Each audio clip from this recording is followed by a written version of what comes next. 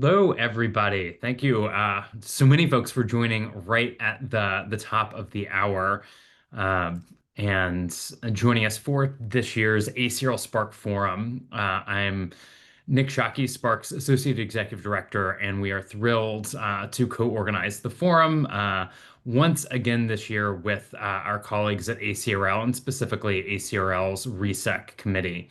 And in particular, I want to thank Brianna Marshall, the chair of RESEC and Dean of Libraries at Northern Kentucky University, for her central role in helping to develop today's event and help in organizing it. So while Brianna's not on the stage virtually with us, I wanted to recognize her and RESEC's central role in organizing the forum. I imagine that many of the folks that are joining here today, are actively working to navigate the stronger public access policies that are starting to take effect, in some places among government funders, or to prepare for updates to those kinds of policies that are in process, are being finalized but not yet announced, across both Canada and the U.S.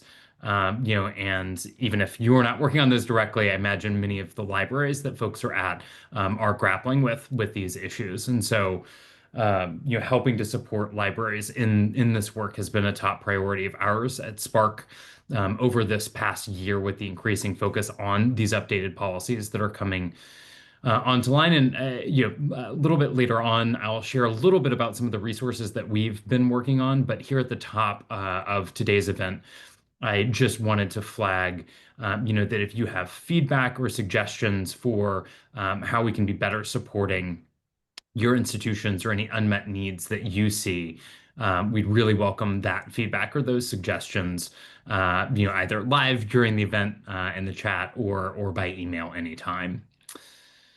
So, this year's forum, stems from one such area that folks have raised with us, as one where it would be helpful to have more conversation, which is, just wanting to better understand how different libraries are approaching supporting their campuses and understanding and complying with these updates to different public access policies. And so, we have a great panel here, as you see, to help drive this discussion.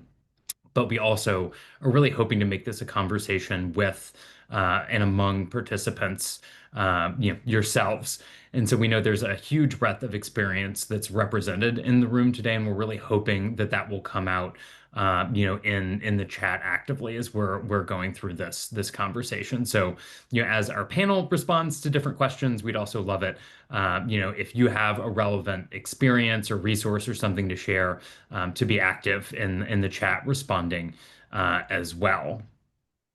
While we should have plenty of time for Q&A during the 90 minutes that we have, we hope that folks will be active well before we get to that part, so that this is more of a conversation than just presentation. Via the Q&A tab specifically, you can ask questions of the panel. It'll be helpful to better keep track of those. If you ask them there, less chance that I will miss them if they're in that tab. But also, if you have a question or comment that you want to share without attribution, you can use the Q&A tab for that as well. Also, as some folks on here might know, we used to host the ACRL SPARC forums in person at different ALA conferences many years ago now. That was pre-pandemic. And, while we're not in the room together today, in various other SPARC events, we found that the Zoom reaction feature can be helpful in just getting a sense of where folks are in the room, what resonates. And so we just encourage folks to use, that feature as well as it makes sense in the course of the discussion. So, as we're getting started, feel free to say hi and introduce yourself in the chat. With your name and institution, even how you're feeling about, sort of working on supporting folks, and complying with these public access policies. And as you're doing that, one other important note is that we are recording the webcast today, and we'll post it publicly afterwards on SPARC's YouTube channel. And so while the text of the chat and the Q&A isn't captured in the recordings, we may, sort of reference those questions or those comments live in the recording. So just be aware of that. So to pivot to our actual conversation today, we are really fortunate to have a great panel of folks joining us who have been active in supporting their campuses around public policy implementation in different ways and at different types of institutions. And so we have Jen Beamer, who serves as the Senior Assistant Scholarly Communications Librarian at the California State University San Bernardino Library. We have Carrie Nelson, who is the head of scholarly communications at the University of Wisconsin-Madison Libraries. We also have Mark Swartz, who is the scholarly publishing librarians at Queen's University Library and has very generously rescheduled his afternoon so that he can join this session, at least for the first hour. So I know that Mark will have to drop off at the top of the hour. So wanted to give folks a note there so it doesn't seem like he is sleeping. It's planned and very much appreciated, Mark, in making the time to join. And then also Mira Waller, who serves as the Associate University Librarian for Research and Learning Services and Associate Dean for Academic Affairs at the University of Virginia's Library. So to start us off, it would be great if each of you could provide a brief overview of how your library supports your campus in complying with funder public access policies. What sort of what strategies have been most impactful, and I think it would be helpful for folks to get a sense of how you staff this and what that looks like at your different institutions. So, maybe if we can go in reverse order of introductions. Mira, maybe start with you and then over to Mark, Carrie, and then Jen, if that sounds good. Sure. Thanks so much, Nick. And I want to thank my fellow panelists also for joining me in this, and then thank everybody who's here today. We know your time is valuable because you're doing things like supporting these mandates. So thank you for joining us. At UVA, we have been fortunate in that we are, I have to say, we do have a very collaborative and matrixed approach to supporting folks who are working on fulfilling these mandates. So the services that we do, first and foremost, I would say informational. So one of the things that we do, which I'm sure many of you do, if not all of you, we provide library guides that focus on information that we hope we try to keep current around the different scenarios that are happening in terms of the different agencies. And the big one right now, of course, being NIH. We also provide people with information around what we consider different discipline repositories and also repositories that might be required for compliance for particular funders, and guidance on things that relate to using agency systems like NIH's My Bibliography or Sci-NCV. The library also operates a repository called Libra. This is the university's institutional repository, and that consists of three parts: Libra Open, Libra Data, and Libra ETD. And researchers can deposit publications or data sets in Libra Open or Libra Data to meet access requirements when a disciplinary repository is not specified. We also provide assistance with data management plans, data management sharing plans, and we do this both at the early stages and then at the later stages when people need to actually fulfill the thing that they said that they would do. And then I would say, last but not least, we help with different kinds of collaborations done through our VPR's office and also through research computing. In terms of staffing, like I mentioned earlier, we are fortunate in that we have a very collaborative approach and a matrixed approach at UVA. So I have a division that focuses on research data services and also has different subject liaisons that help with this process. I have a colleague who has a division that includes scholarly communications, which also includes the repository that I mentioned. And so we cross-unit, cross-division-wise, work together quite a bit. We are fortunate in our staffing in that. And then we also have a health sciences library that has a number of folks who participate in our sort of matrix approach to supporting these areas. In terms of what's been most impactful, One of the things that I have to highlight here is that the relationships that we've formed, both within our library, with other libraries, with the different associate deans of research in our schools, our VPR's office, our ITS and research computing office, and on the medical side as well. And that has enabled us to form a joint working group that is led by the library called Enabling Public Access to Scholarship and Data Working Group. And that working group has allowed us to do a lot more in terms of cross promotion, in terms of reaching other stakeholders, and in terms of being able to perhaps highlight things for folks that if the library were just going it on its own, we would not be able to do as well. And so the thing that I would lean into in terms of most impactful is figuring out who the stakeholders are and making sure that the information that you are sharing is being shared broadly, widely, and being able to lean into each other because nobody can do all of this on their own.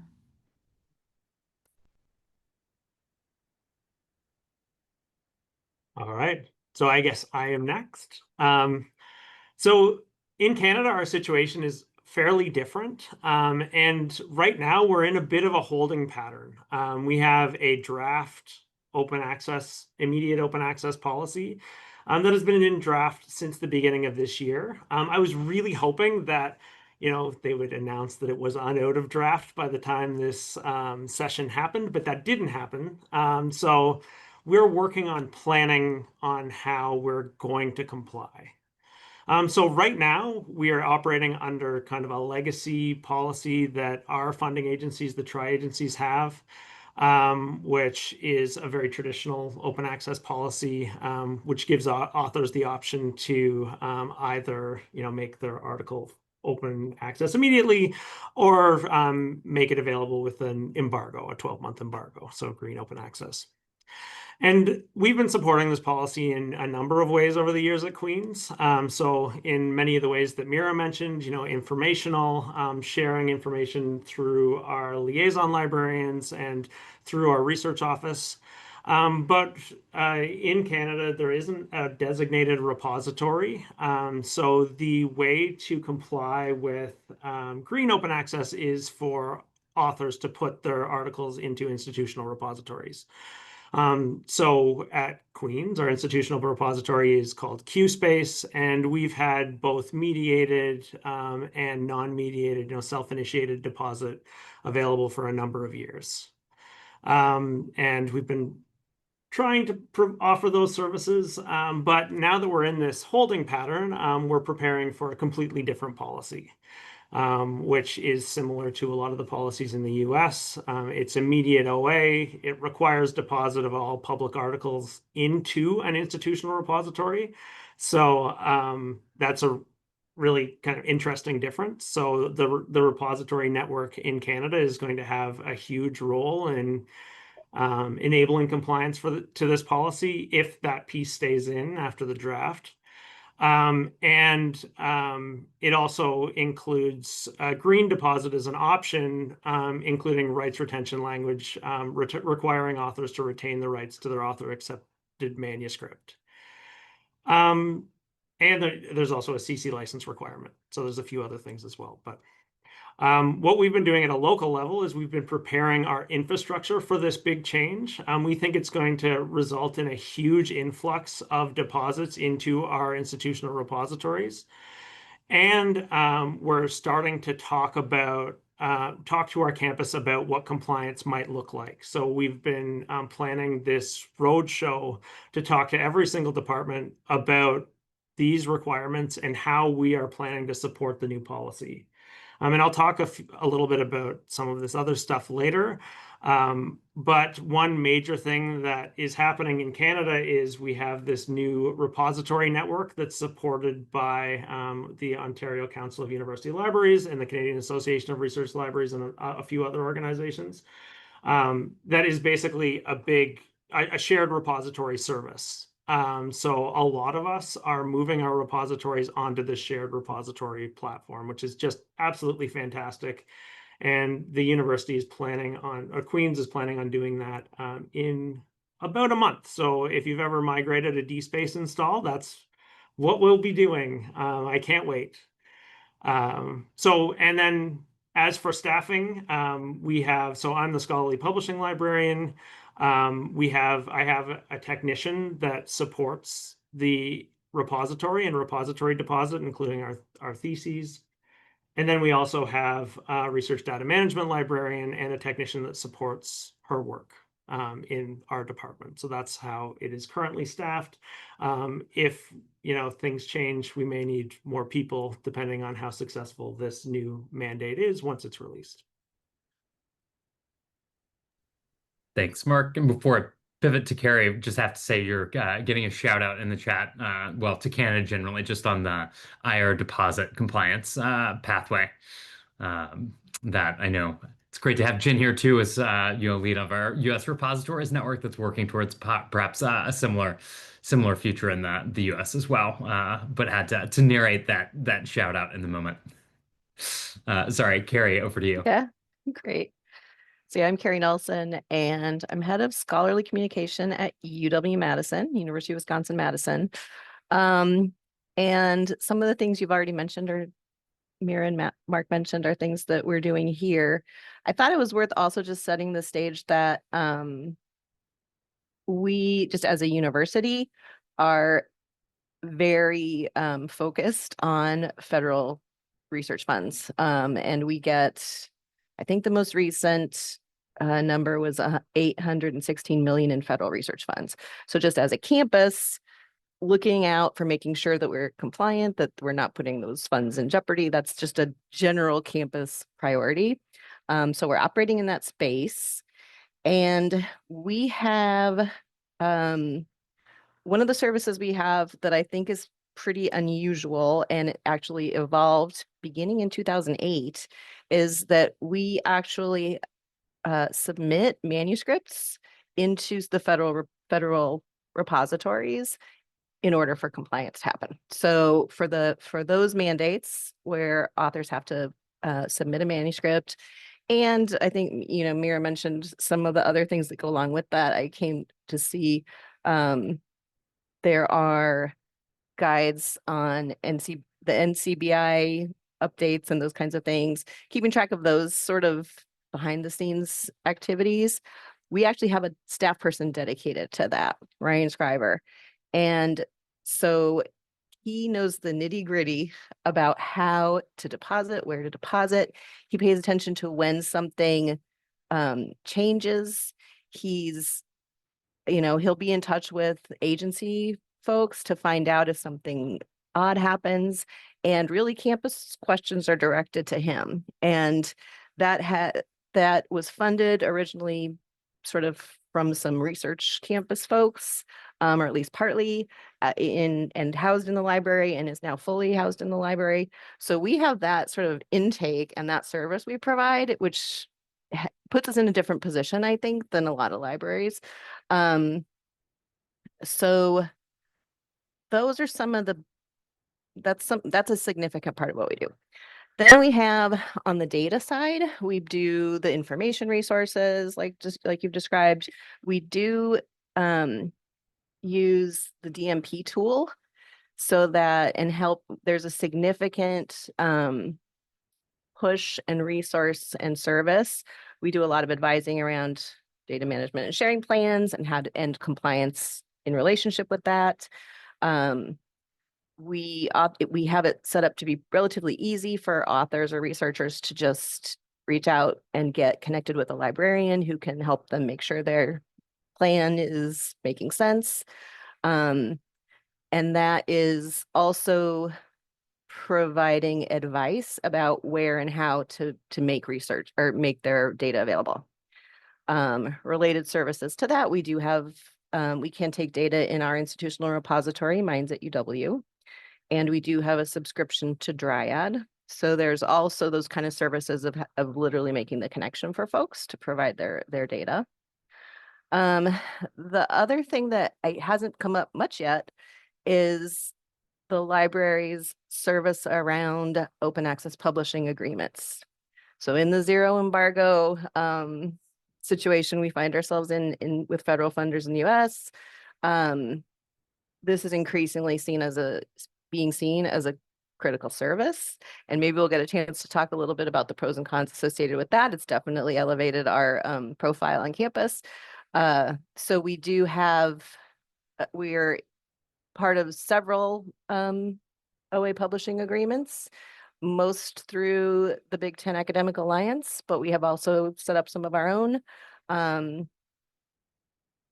just information resources very explicitly about, right now we're doing a lot of outreach and information sharing and information gathering around how authors can be navigating the new zero embargo federal funder requirements and author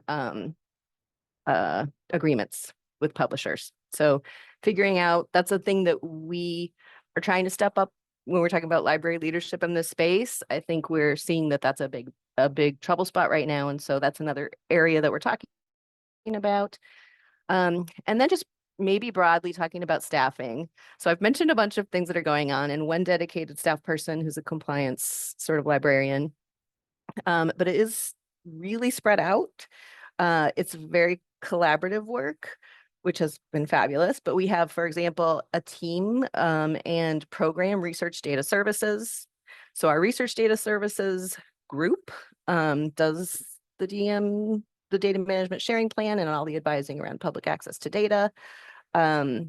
It's our public access services is where the person is located who's doing the main information about depositing publications and actually doing the publication deposit. I'm involved in just sort of the author rights and support collections part of it, and generally just public access, open access coordination, and liaisons in all of our areas are involved in various ways. So in addition to sort of a centralized information sharing, information resource creation, we do have liaisons who are knowledgeable about what's going on with research data requirements, the changes in NIH publications, and to varying degrees, probably depending a lot on their disciplines, they know what's going on with that. So the staffing is very dispersed. I think those are the main things I wanted to mention. Okay, so over to me. I'm Jen Beamer, and I work at Cal State San Bernardino. I'll shorten it a little bit, or CSUSB. I think so. I don't know how to approach this. I think we have all of the same educational materials everybody has, LibGuides. We have, we have a repository. The CSUs have had a repository for about 15 years. Many of our faculty have practiced open access. We are teaching research integrated institution. I can brag about all the stats. I think you probably all know about the California state system. I'm the first scholarly communications librarian on my campus. So gratefully, many of my colleagues, my fellow librarians, have been doing parts of my work. And now I've arrived on campus last February, and I've been gathering those bits and pieces together. Yes, mega hearts to them. They still give me little bits and pieces of things that they are doing. So I think the things that I have maybe brought to this position immediately are the things that you have all mentioned. I've gathered up who I think the important stakeholders are in figuring out the federal funding. And one of the first things I did in the first week was make my way over to the Office of Research and identify myself as someone who was from the library and also someone who had a great and deep interest in federal funding. I also at that time wrote a grant, crazy me, my first time. And happily received it, a grant around this very topic about how to help researchers on the campus work with federal funding and deposit data, because I think that was one thing that I noticed on our campus is we didn't really know what to do with these to comply. When I talked about compliance, I think our research office was like, oh yeah, like get your IRB in order, make sure you have your import export, C completion done. And I said, well, what about open access and data management? And they said, oh, what do you mean? And so then when I explained what I was talking about, they were like, wow, that's great. So we need to talk to you more. So so that grant has gathered up some other people in my system, which I'll talk about a little bit more later. And so we've started to have some conversations around what to do with the data under the coming policies and some of the existing policies like NIH. We don't have a place to refer people to put data. So we're having those discussions. I think some of the other things that are maybe a little bit different on my campus are I've started to sort of integrate a little bit with the research office in terms of helping with grant writing. And I'm sure you all do this too. It seems like you have teams of people. It's just me. And so I end up going to the grant writing workshops. But when people are thinking up and dreaming up in grant development and talking about how to make a data management plan and think about how to publish openly, what you have to do. And then when we receive information, we sort of, I don't want to say target, but we focus on the people who have received grants already and thinking about where and what they need to do when they're ready to share their outputs. And then finally, as some of you mentioned, and as Carrie highlighted, sort of becoming the library hero with the different pathways to sharing your work when you forgot to write into your grant the money you need to publish in the journal you want to publish, or some funds to share the data later. So I think that's really brought to the forefront sort of like the value of the library in certain aspects. Again, I think just I'm always on my toes. I'm getting information from I'm getting I guess what is it business from everywhere, if I can use that. But it's fun and I love it. So it's great. I feel like I've been reinvigorated by this. So that's fantastic. Thanks, Jen. Thanks, everybody, for a great start to the conversation. I know there's a wide diversity of libraries that are participating, you sort of across the spectrum from larger research institutions to smaller, more teaching-focused institutions. Some with ScholComm like departments and teams, some maybe like CSU Gen, maybe having their first, ScholComm person, and then probably many others that don't have, a dedicated ScholComm position, but where that work's just distributed across the team or where folks are trying to figure out where to sort of pull that capacity from. And so, earlier on in the conversation, I just want to ask this group, are there specific types of support that are maybe less time intensive that might be more accessible for institutions that are more, sort of capacity or resource constrained, but that you've still found are, sort of high impact in terms of the benefit to campus? If there are any recommendations you might make for sort of where folks might start, that are looking for an entry point in this work that might be accessible if folks are more limited. And maybe Jen, sorry to put you back on the spot, but I feel like as the first ScholComm person at your institution, maybe you're a good place to start here, and then we can go in reverse order from the first question to Carrie, Mark, and then Mira.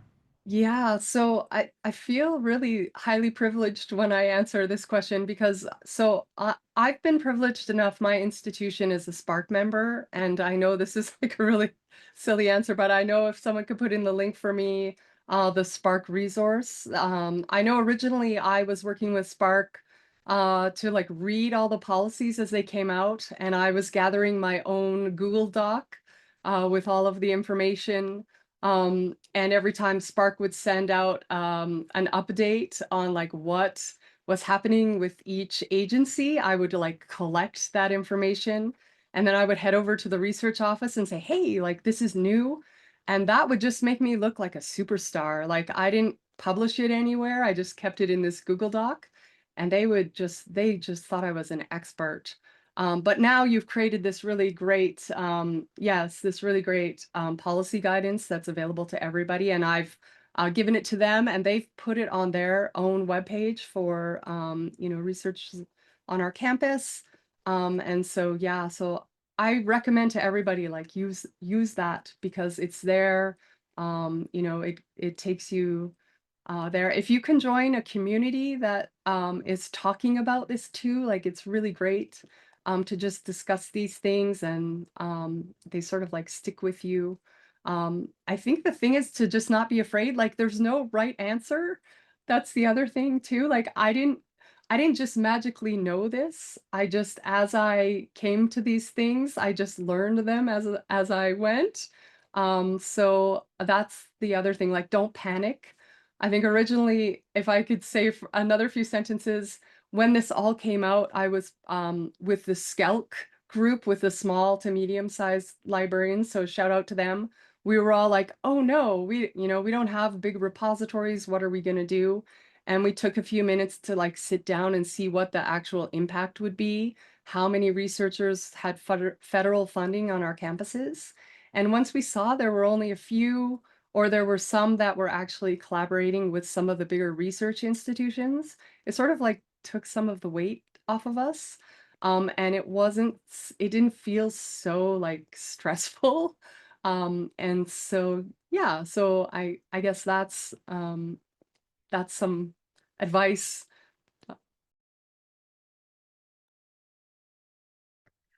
And I just, even, you never feel well resourced, I think, as the library, no matter what. But my number one thing is just echoing really what you said, Jen, leveraging others' resources, information, community building. I feel like that we're all kind of lucky to be in this space where we're not in competition with each other. So love seeing the links being shared in here. I try to hit the SPARC webinars and learn something all the time, finding the different flavors of information, like just website. I guess I feel like websites and web pages are a great, relatively low resource intensive thing to have. And everyone's a little different. I can share. So again, we use the SPARC one quite a bit.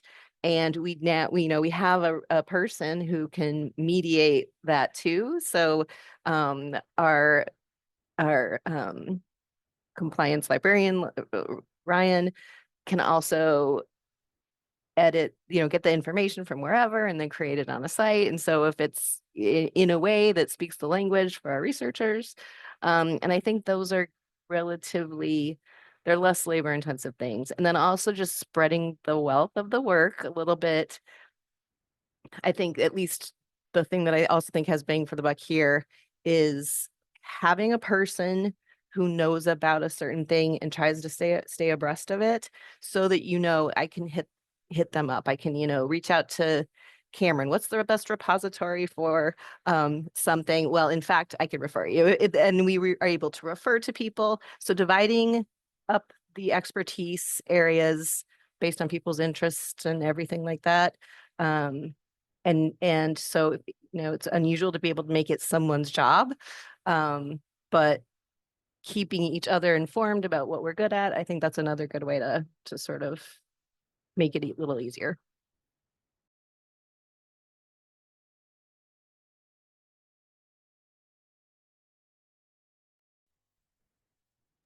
Mark, do you have, Yeah, sorry, I forgot the order that you put this in. I mean, very similar to what Jennifer and Carrie said for us in Canada. But one thing that I have found just to be incredibly helpful is to just not feel like you're on an island and to leverage your community as much as possible. In Canada, we have really great connections with the ScholComm community. We actually have a Mattermost that all ScholComm or most ScholComm librarians are part of. And it's basically a no judgment zone where you can ask any questions. People are incredibly active, and there are just a ton of resources to help people navigate all of these things as we move forward. And also, it's just been incredibly useful for me. So I've been a ScholComm librarian for a couple of years now, but I started as a copyright librarian. But one thing that has been really useful for us is just trying to tap into shared infrastructure as much as is possible and the communities that come with that. So, for our repository, I'm really excited to be moving from our, kind of local install to this big group of repositories that's being hosted by Scholars Portal. They've put together just an unbelievable number of resources as we get ready for migration and we do all of the work that relates to that and we standardize all of the things that we're doing. And one thing that has been really fantastic is as part of this, there's been a number of expert working groups that have put together standards for almost everything that relates to repository management.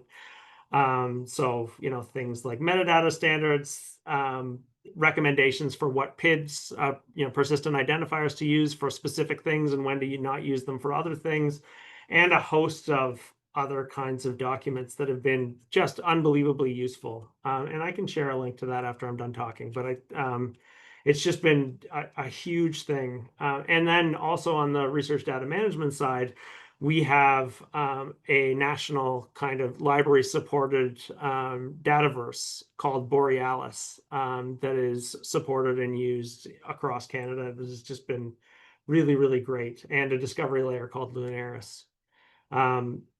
So I think that would be the thing that I would emphasize the most. Just, if you can find any kind of, shared infrastructure to leverage it, because it makes life so much easier to not have to manage that in-house. And then you can focus on those other pieces, like reaching out to researchers, like creating information to share, all of those other pieces. So yeah, just lean on other people. Well, I have to lean into what my colleagues on the panel have all said. Jennifer, Carrie, and Mark. I agree with everything that people have emphasized, and I think leveraging infrastructure, building relationships, figuring out what others are doing and have expertise in. Those are all important things because once again, it takes a village and, there's just so much changing all the time. And so trying to keep that, keep up with that by yourself is challenging. But if you have many colleagues and others and tap into infrastructure, then it's definitely a challenge that, hopefully we can meet.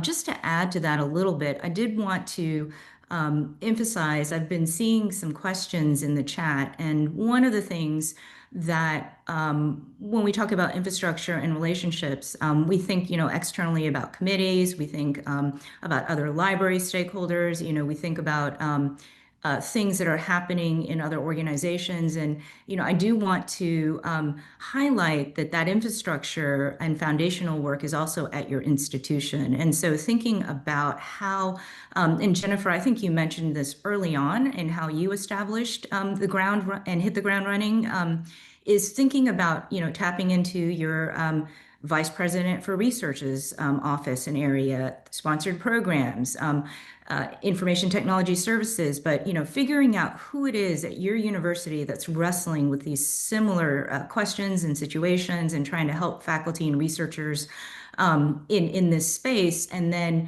figuring ways to, if you don't have a working group that you can join, creating that working group yourself. If there is a informal after hours group that gets together, but just leveraging all the different ways to tap into that expertise at other central units in the university or college or wherever you are in your institution, and figuring out how you can help each other. And I think that right now is a great time for libraries in this space because it's sort of an all hands on deck kind of situation, and that means that people want you, people need you, and those relationships and the infrastructure you build now is only going to help you later on. And so I would say that anybody, in the smaller institutions all the way to the larger institutions, there are others out there at your university, and finding them and connecting with them, I think, is another way that you can tackle this. Thanks, Mira. And I think that is a helpful transition into the next thing that we wanted to talk about. And also some of the things that have been happening in chat are a helpful transition. I just want to say I won't mention the name because I'm not sure what the preference is on this showing up in the recording, but I'll just say really appreciate the person that shared, their challenge and, sort of tracking faculty, grants and who, to reach out to, about providing support with compliance and sort of asking, and really appreciate everybody's jumping into the chat with suggestions. But I think that's a nice lead into you sort of talking about how proactive you found you need to be in sort of communicating that this support is available. And I know we've already started to touch on that in places in your answers, but I think sort of what's being raised in the chat is sort of shows that it would be helpful to hear a little bit more about, sort of to what extent do faculty to researchers come to you for support? To what extent are you having to proactively go out and find those folks? To what extent is it more targeted versus sort of broad base? Again, I know you've started to sort of touch on that in places, but I think sort of diving deeply into that and maybe providing specifics like around this question of like where do you find the faculty who need to comply with these policies would be some helpful additional detail. Maybe Carrie, since I know you all are tracking that particularly closely, I might ask you to start, but then anybody else feel free to jump in on the panel and as well in the chat. Sure.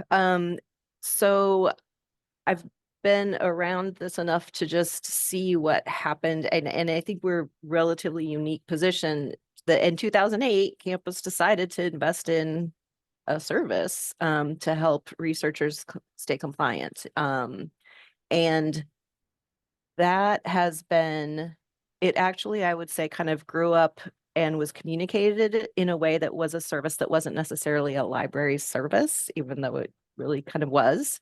So I also have seen this evolution to us making it clear that this is a library service and the benefit that we're getting from that.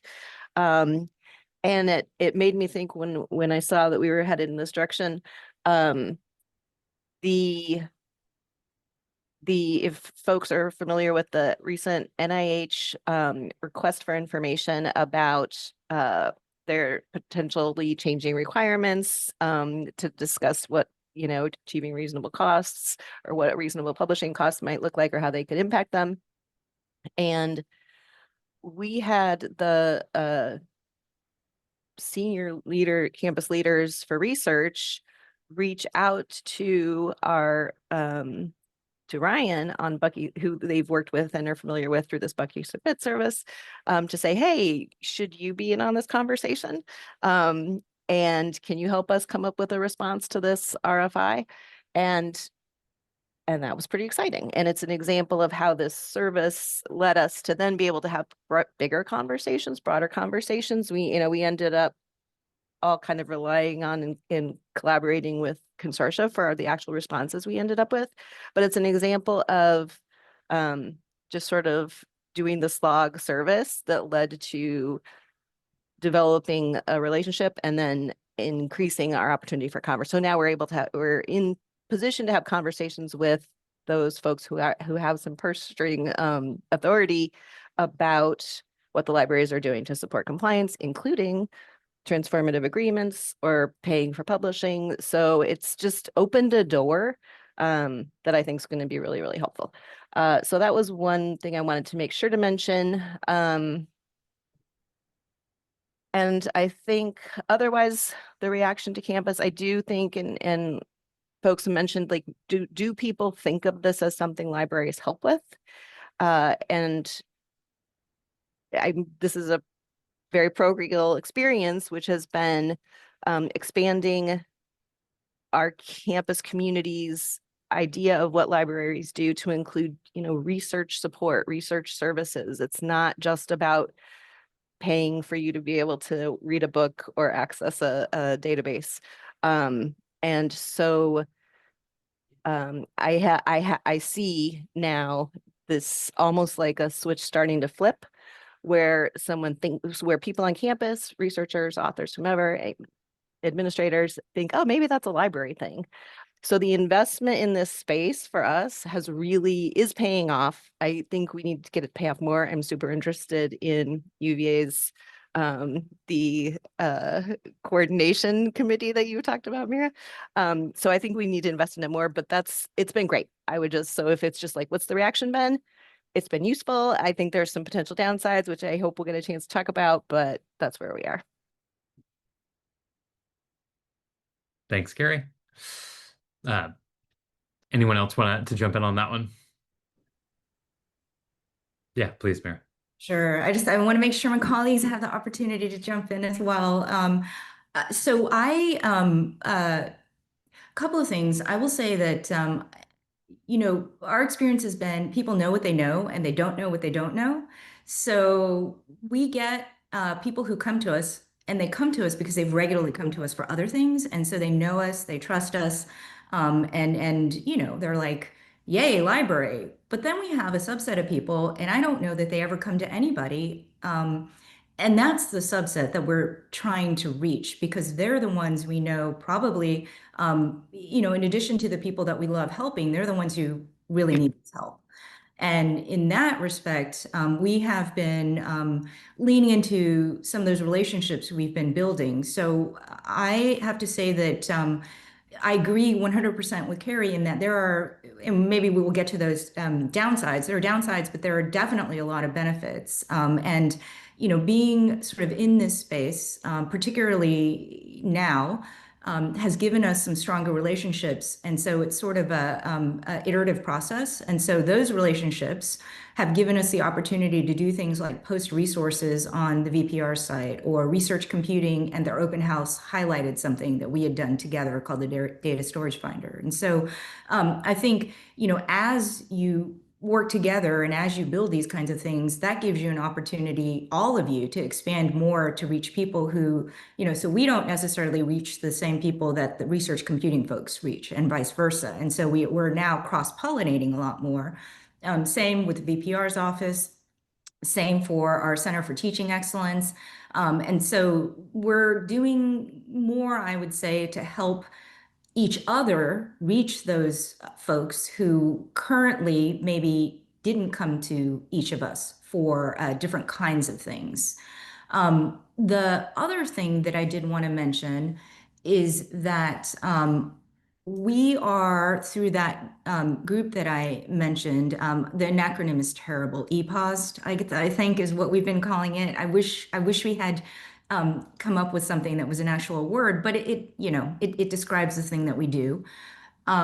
We are going to be working on and launching a version of PASS, which John Hopkins has, and we've been in communication with John Hopkins. We were part of the pilot group that was working with them to think through what other institutions might be able to adopt this particular open source tool.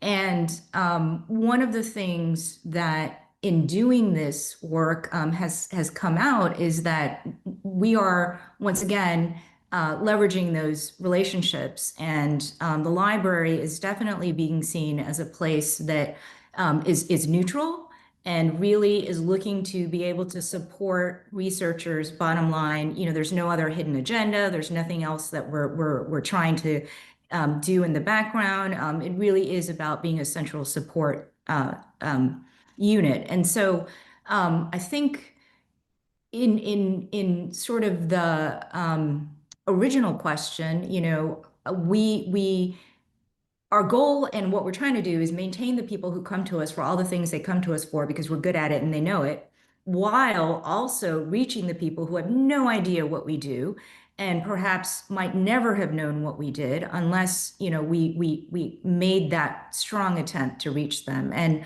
I think that's one of the things that we're currently working on. Thanks, Mira. Jen or Mark, anything to add on that point? Maybe I wouldn't mind answering one of the questions that's in the Q&A, if that's all right, Nick, about the possibly building on what Nick is talking about. How do you combat your own internal imposter syndrome, if that's all right? Because I think Yeah. this relates to what Mira is talking about in a way, which is how people have this kind of like, they're in awe because librarians know everything, right? They come to the library and the librarians will know what to do. And in terms of this whole, I see like the whole chat is blowing up about compliance, like should we let librarians and the federal compliance? And I think the thing is, in my situation, I don't think the research office has any intent of making me the, you know, the compliance officer.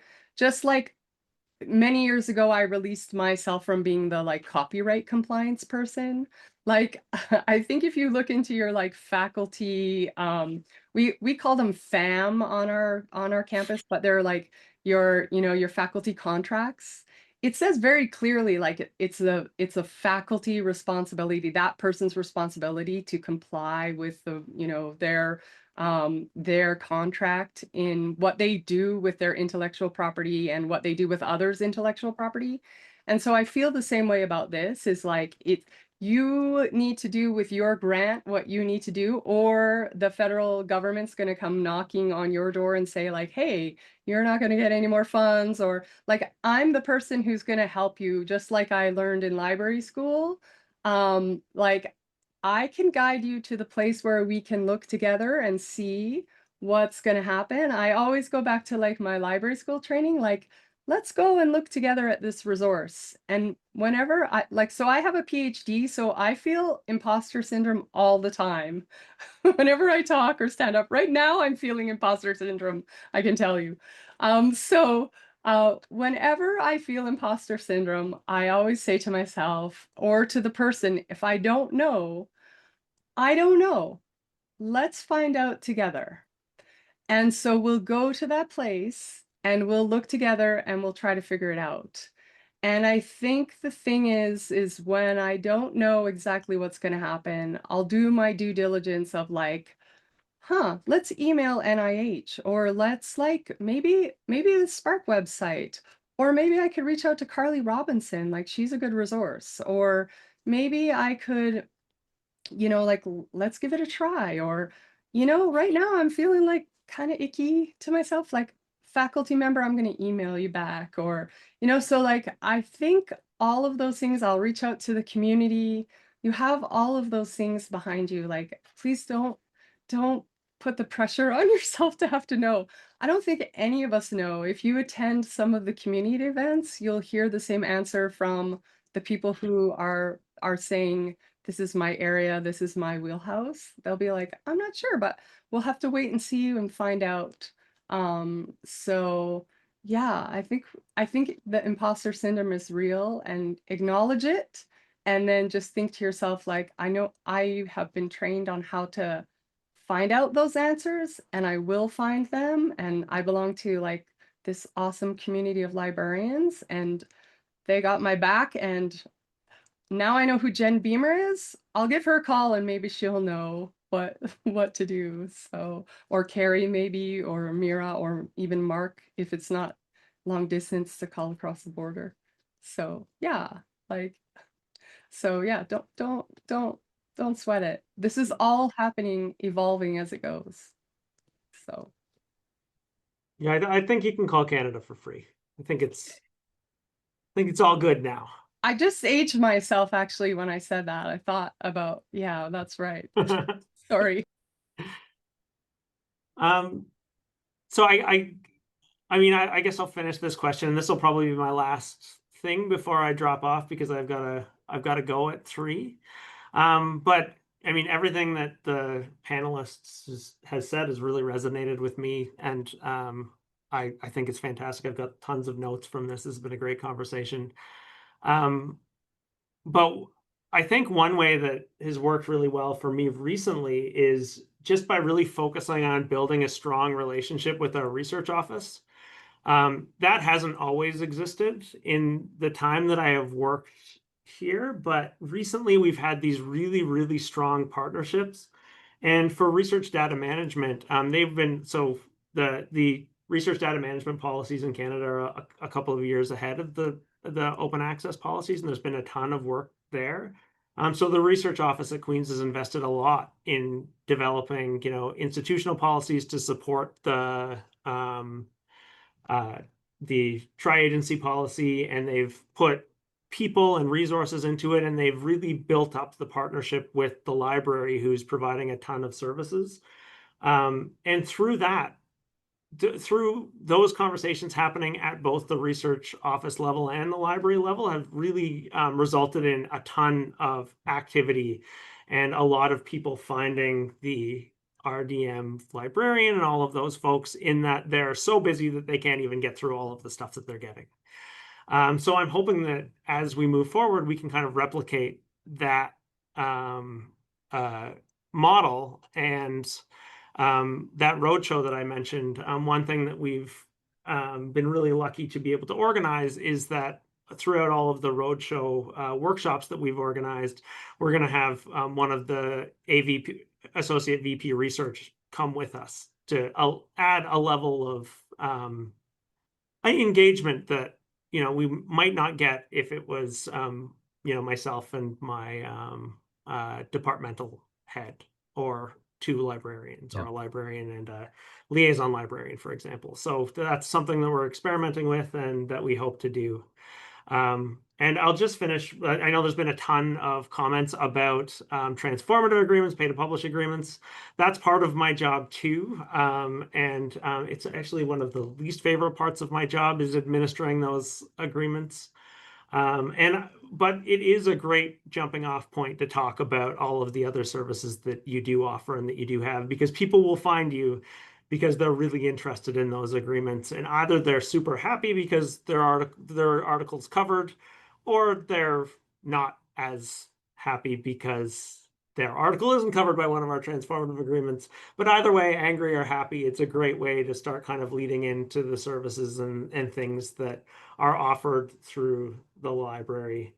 And one other thing that we're doing for APCs is we've set up an account code at Queen's to track every APC spend, which is brand new and is an experiment. So we're trying to be able to figure out exactly, not just using the other ways of doing it that are imperfect. Like, it's great to be able to search OpenAlex or whatever you're using to be,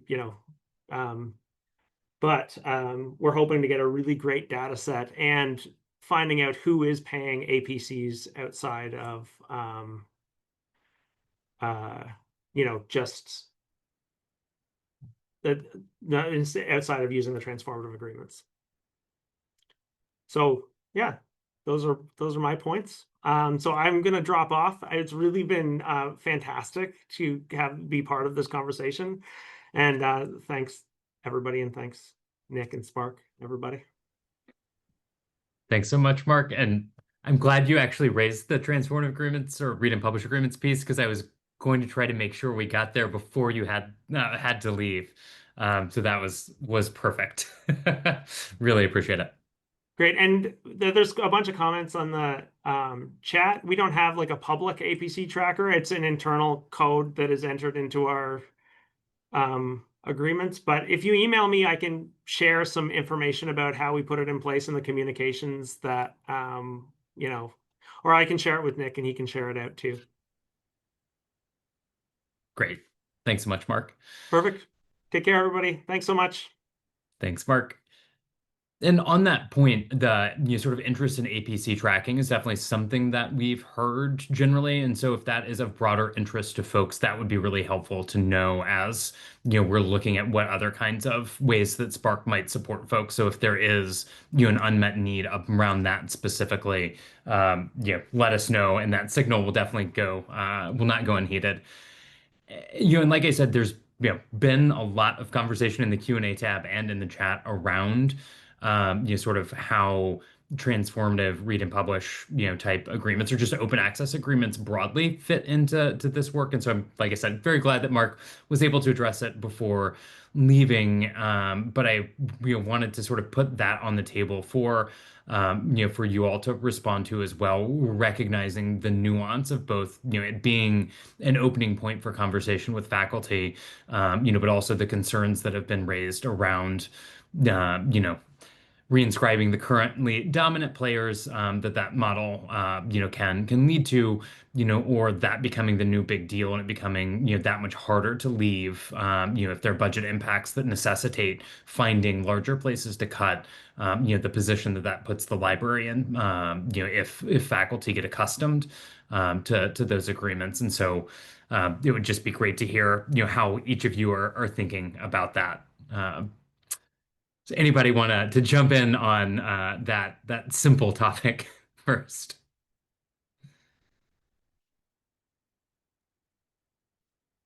I'll just say quick, because one of the things that I think is really important and just vaguely tracking some of the Q&A and chat, that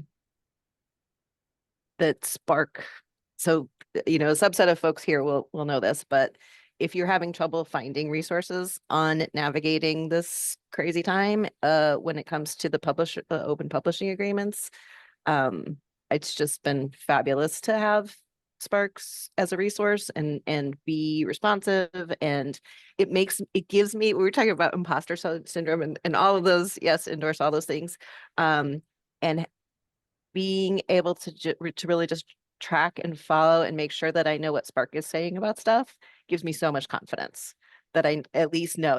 And a significant thing I'm happy to have confidence in, even though it's not something I'm happy about, is that we don't know. We don't know what's coming next. We don't know what this is going to look like.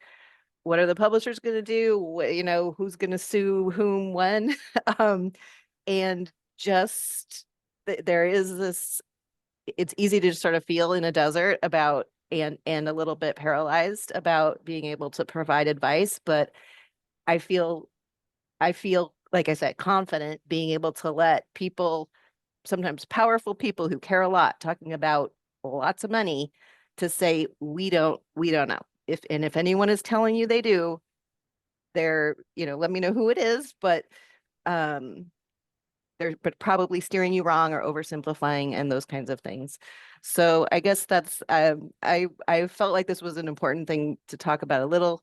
I'm speaking very personally, not necessarily for our campus, but I'm very ambivalent about doing outreach and marketing and promotion of the publishing agreements we have.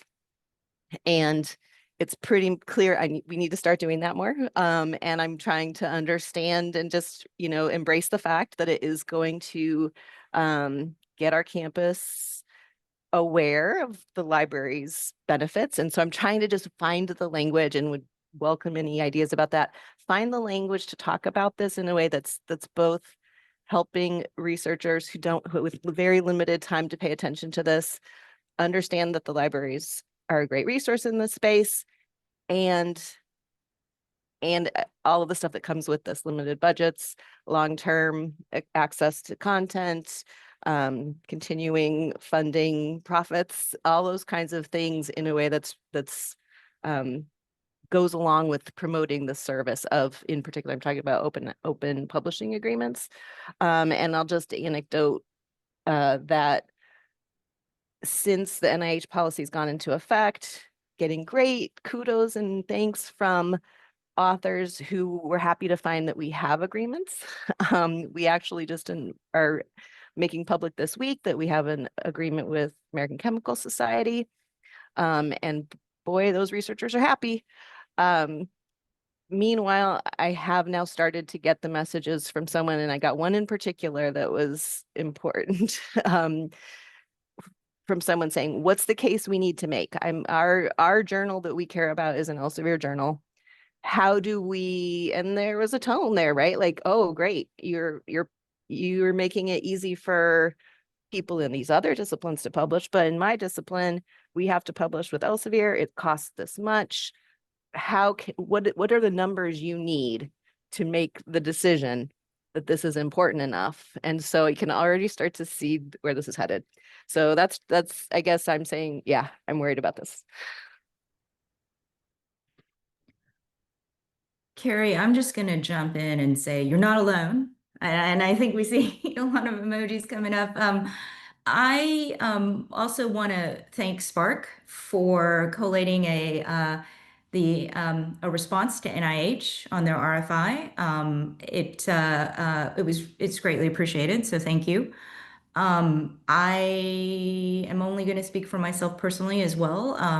And you know, we do have some read and publish agreements in place at UVA, and that process is something that is managed in my colleagues' division, but the liaisons help you know, promote that and answer questions around it, as does the scholarly communication folks. But you know, in terms of APCs, I think in open publishing agreements, I think just to lean into what you were saying, Carrie, we certainly don't want to take down one system to then create another one that privileges a subset of people. And I think that's the challenge. We also understand that sometimes you know, the researcher needs what the researcher needs and is going to advocate for the thing that they need for to get their research out there. And that those are, you know, you can't fault anybody for that. And so it puts us in an interesting situation. But I do think that I don't know, once again, just to lean into myself personally in my own stuff, I think that APCs, you know, paying to publish in certain ways, it just it sort of leans into some values re-examining that you know make me pause, I think. And I'll leave it at that. Yeah. All of what you said. And I think again, I'm very torn because I also am not a fan of APCs, but like Carrie, I'm promoting them. We have a LibGuide. I love the fact that we don't have a lot and they bring faculty in and they grumble that they don't have one for their journal.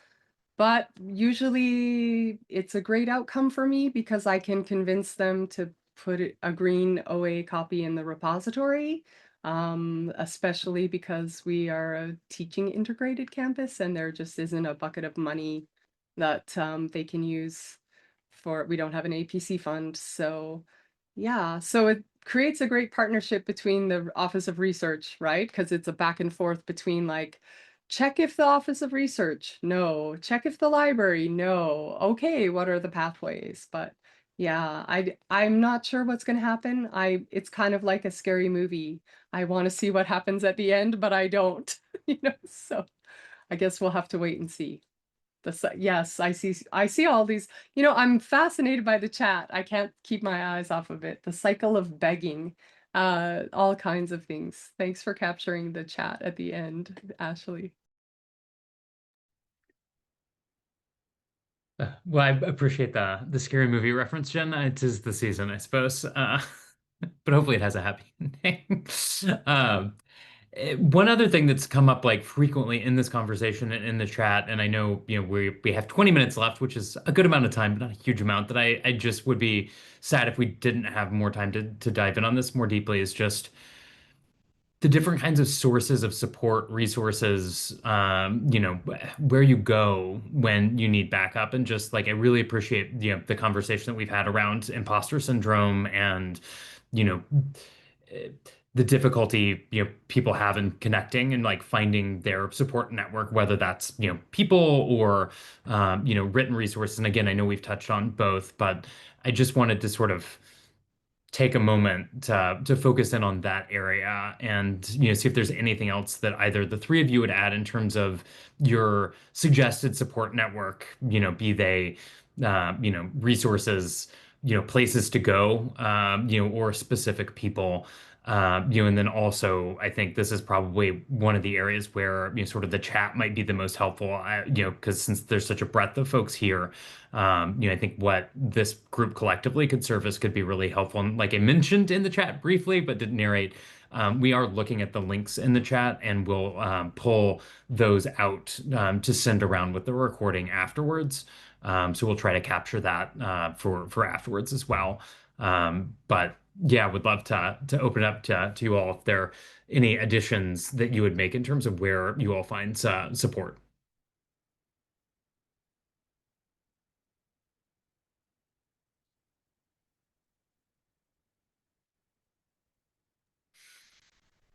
Shall I go? So, Okay. so I hate to keep saying it, but I love to keep saying it because SPARC has really been instrumental for me. And again, I'm not sure what I would really do without the SPARC community and the various places I go to get information from the SPARC community. And the various people I see in the chat are people I see quite often on working groups. I yeah, I can't really think off the top of my head who. I mean, every once in a while I'll reach out to specific people. I try not to do that too much, although I do offer myself. But I also feel like people are burdened with a lot of stuff, and especially these days, there's a lot. I feel like this particular like job as a Skullcom librarian is one where you can become very burned out. Like it's especially kind of like a social, I don't know the right term, but it's especially like a very social labor job. It's part of your like who you are in your identity.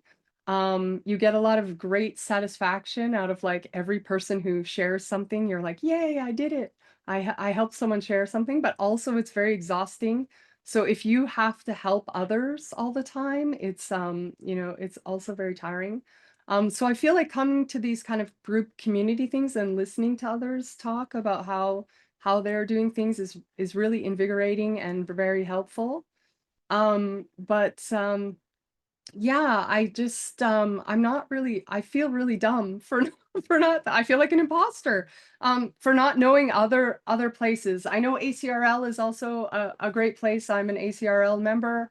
I also am part of the ACRL roadshow for Skullcom. And I know when I've been to roadshows myself and given roadshows, they're wonderful places to have great conversations with great resources. And I'll be quiet now so others can share.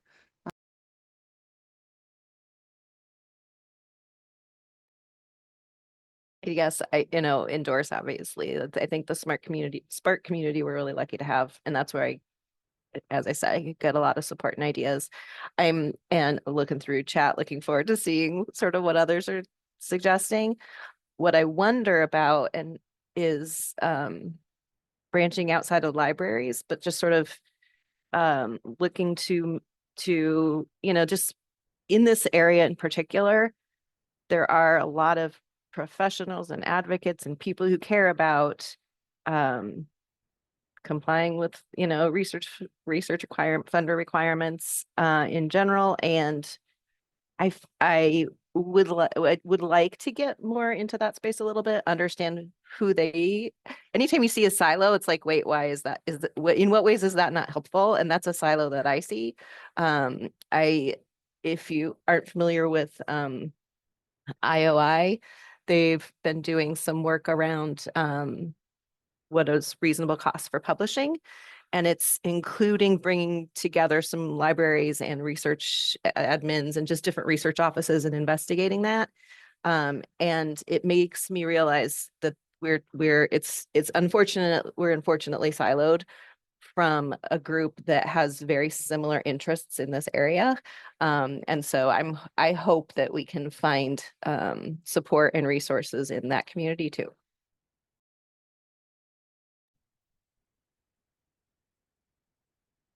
I just to broaden it out a little bit and just to bring in some possibilities around research data management and research data. I would throw in the Data Curation Network, DCN, also the Environmental Data and Governance Initiative.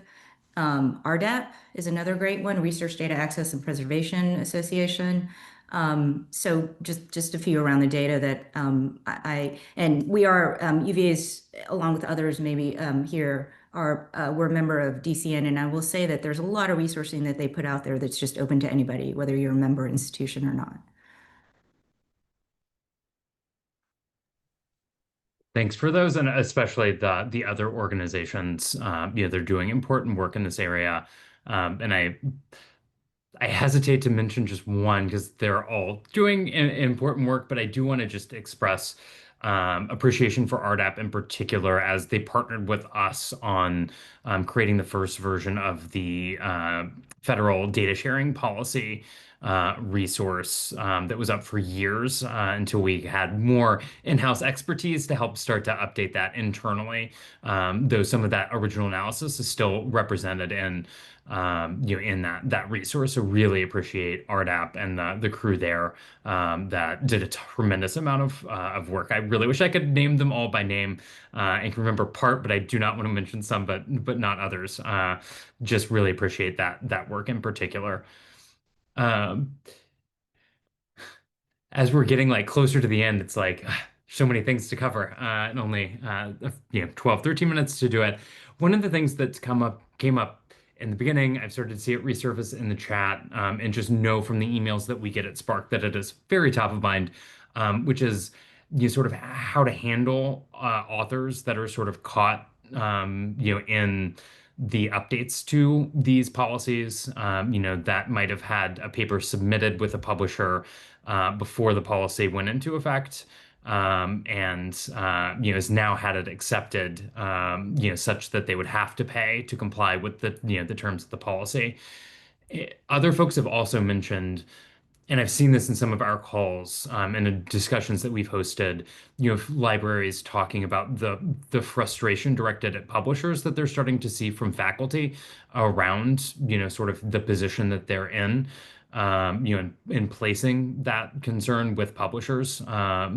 And so I'm just curious, is that something that you are dealing with, on any of your campuses? And if not, are there ways that you're sort of thinking about, how you might navigate that particular situation in this moment of transition?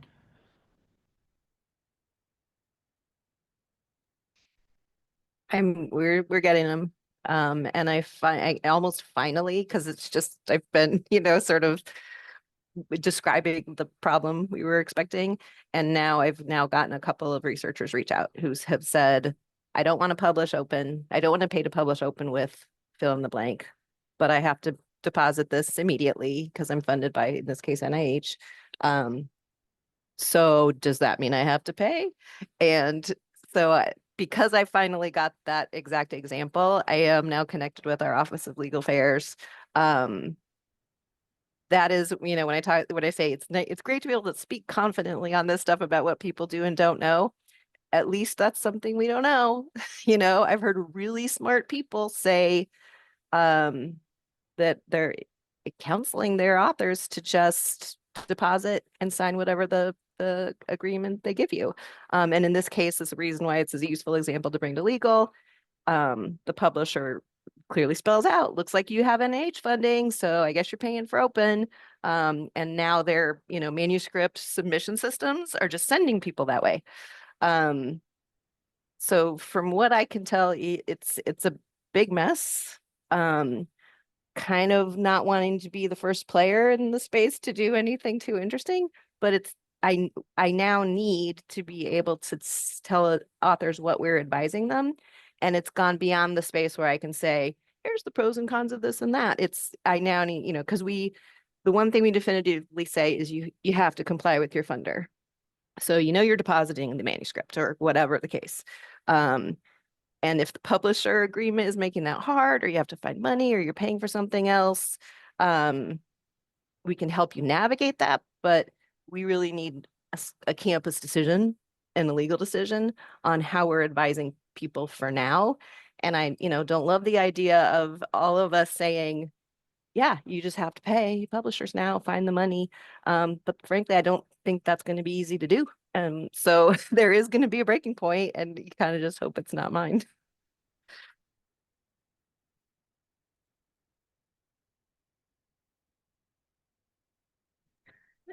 I'm going to jump in here and maybe tackle the question from a slightly different angle, which is, I think this is part of the concern about the library being in the middle with compliance. And when we talked a little bit about some of the downsides of being the go-to people, or getting to be seen as the go-to people, this would be one of them, I think. And it's one in which, like, for us trying to navigate thinking about this, we really do not want the library to be seen as the compliance folks. So figuring out, how to make sure, Carrie, to your point, like, that's something that firmly should be a university research office, legal counsel, decision-making point, and that we are there to help people then informationally in terms of what the decision points are. But we're not the ones saying you must do this thing. And we're the ones who, are going to enforce that thing. And I think that's the tightrope that we're trying to walk, being helpful, but not being the ones who are sort of definitively making those compliance related decisions.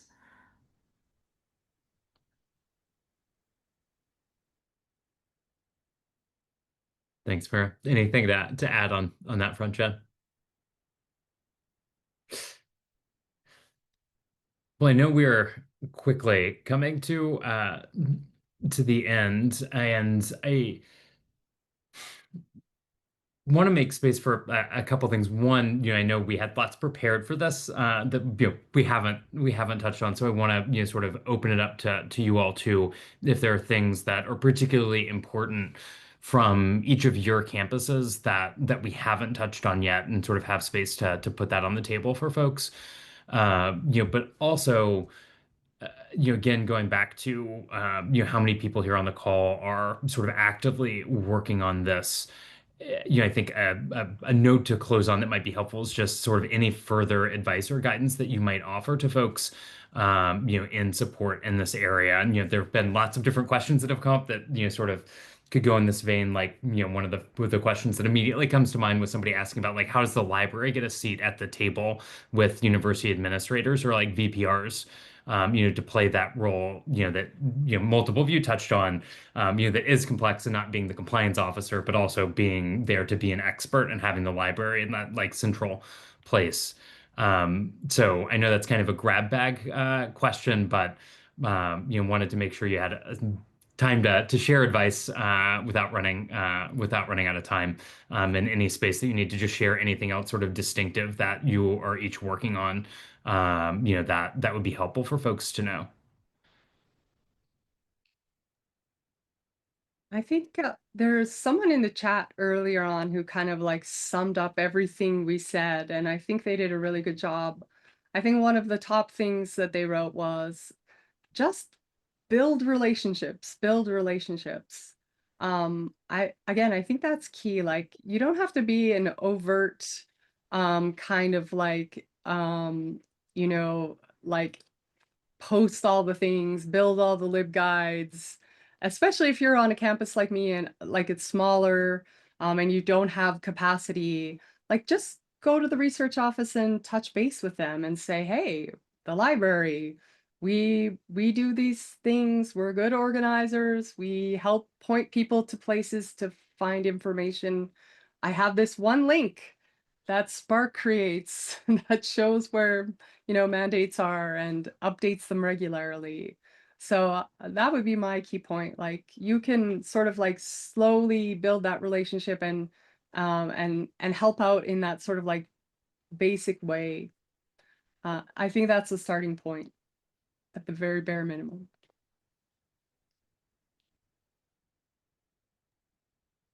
I just had made the note in thinking about what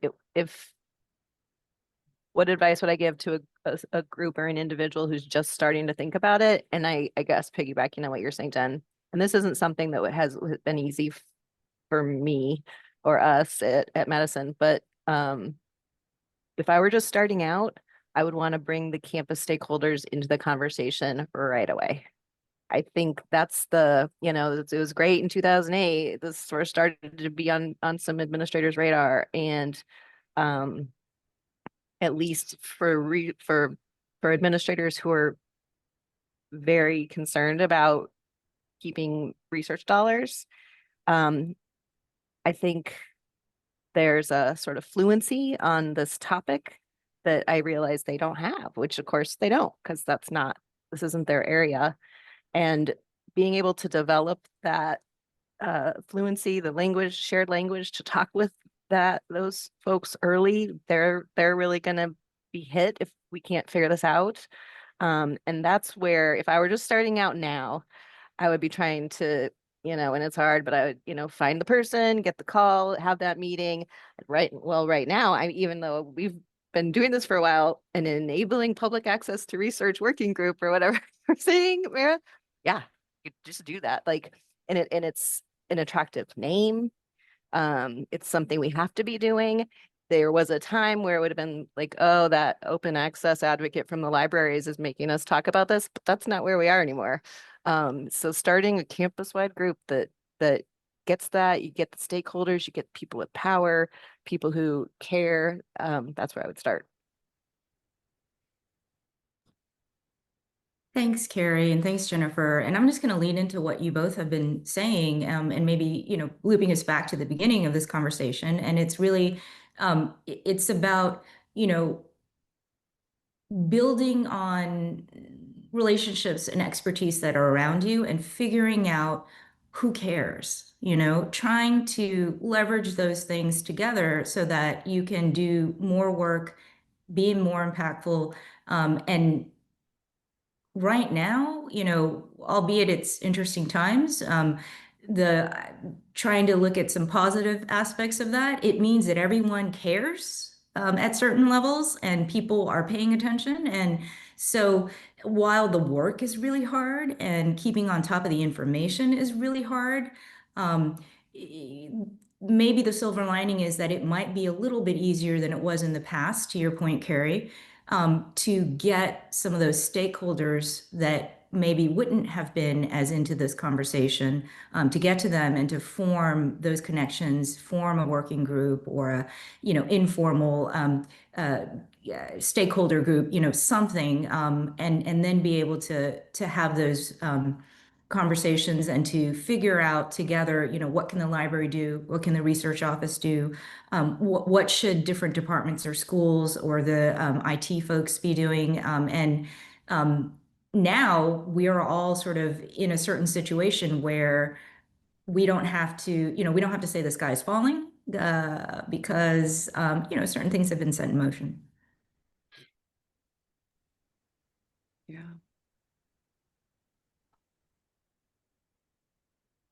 Thanks, Mira. And thank you all so much. I want to take a moment just to thank Mira, Jen, Carrie, and Mark, even though Mark's not here, for taking the time to help sort of lead and drive this discussion today. Really appreciate folks being so active in the chat and the conversation that was happening there and in the Q&A that we tried to sort of bring together as much as possible. I want to preview for this group. I think it might have just gone out in our member update, either that's gone out or will shortly, but we are working on a guide for researchers in navigating publisher policies based on feedback that we've gotten from members about the utility of something like that. And so maybe to close, I just, flag that your feedback really is critical for, identifying places where, SPARC from a central place might be able to help lighten the lift for, sort of across libraries. And so your feedback's just incredibly useful. You know, if there are other things that we can be doing, like better connecting or building community among folks that are grappling with this together, it's absolutely something that we can explore. It's just that feedback that lets us know where to prioritize and what's most helpful for folks. So, you know, there will be you know, a post-event survey where that feedback is you know, would be appreciated, but anytime by email. And I guess the last thing I'll say is that, you know, the Spark team is always available to answer, you know, questions of things that you're grappling with. You know, so feel free to email, you know, myself, Heather, our awesome now policy team, where we have like expanded capacity in this area, in Corinna Turbis and Carly Robinson. So you know, don't hesitate to reach out if we can be helpful, and we'll continue to be on the lookout for how best to support folks in this area. Um, so thanks again, Mira, Jen, Carrie, and Mark in his absence, and to everybody for joining today. I hope you all got a lot out of this conversation. Really appreciate the panelists, you know, contributions and making the forum this year possible, and Resec and Brianna for helping to co-organize. Thanks, everybody, and have a good rest of your day.